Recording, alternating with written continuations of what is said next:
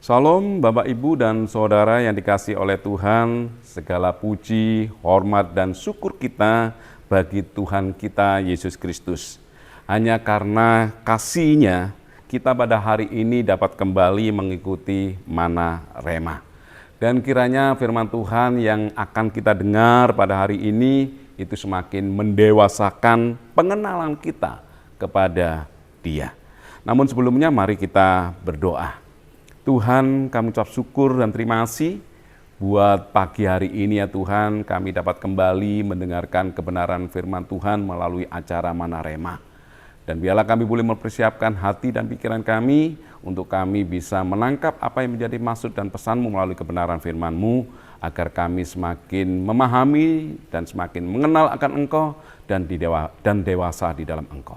Terima kasih ya Tuhan, hanya di dalam nama Tuhan Yesus Kristus kami sudah berdoa dan mengucap syukur. Haleluya.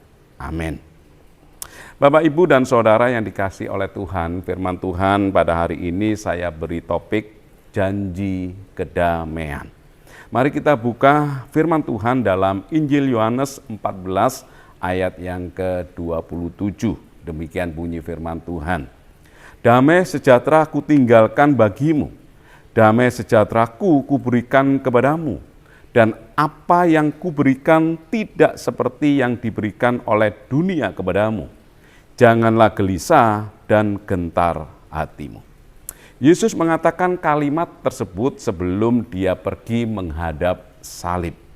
Perhatikan bahwa Yesus mengatakan bahwa damainya adalah sebuah pemberian. Kita tidak bisa mengupayakannya atau membelinya. Kita tidak dapat berlaku seolah-olah mendapatkannya. Kita tidak akan mendapatkannya sekeras apapun kita mencobanya. Itu merupakan suatu karunia yang kita dapat dengan mudah menerimanya. Bapak, Ibu, dan Saudara yang dikasihi oleh Tuhan, Yesus juga berkata, damainya berbeda dengan apa yang dunia berikan. Damai dunia bersifat sementara. Kedamaian dari Tuhan Yesus tidak bergantung pada keadaan.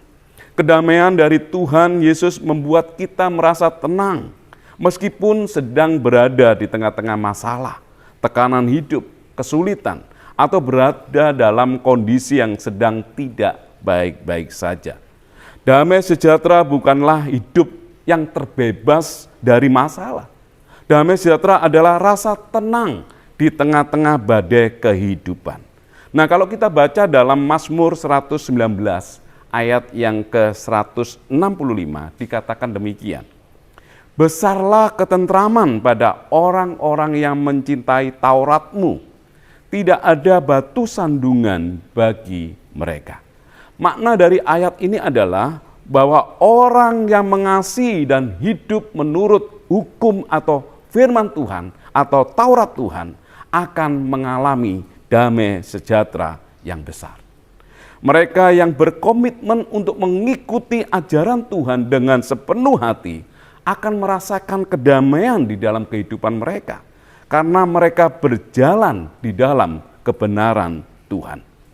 Firman Tuhan hari ini mengingatkan kepada kita, jika kita menginginkan kedamaian, maka kita harus menaati prinsip-prinsip yang tertulis di dalam firman Tuhan. Kerjakan saja apa yang menjadi bagian kita, yaitu mentaati firman Tuhan. Maka Allah memberikan kedamaian sejati di dalam kehidupan kita. Allah berkata bahwa damai timbul ketika kita hidup harmonis dengan Dia, yaitu jika kita melakukan apa yang Dia katakan. Firman Tuhan adalah buku panduan kita untuk menjalani kehidupan. Alkitab berisi prinsip-prinsip yang terkait dengan kehidupan kita, semisal keuangan, pernikahan, hubungan dengan sesama, pekerjaan, dan masih banyak lagi. Kita boleh saja mengabaikan prinsip-prinsip tersebut, tetapi jika kita benar mengabaikannya, maka tidak ada yang bisa disalahkan atas masalah kita selain diri kita sendiri.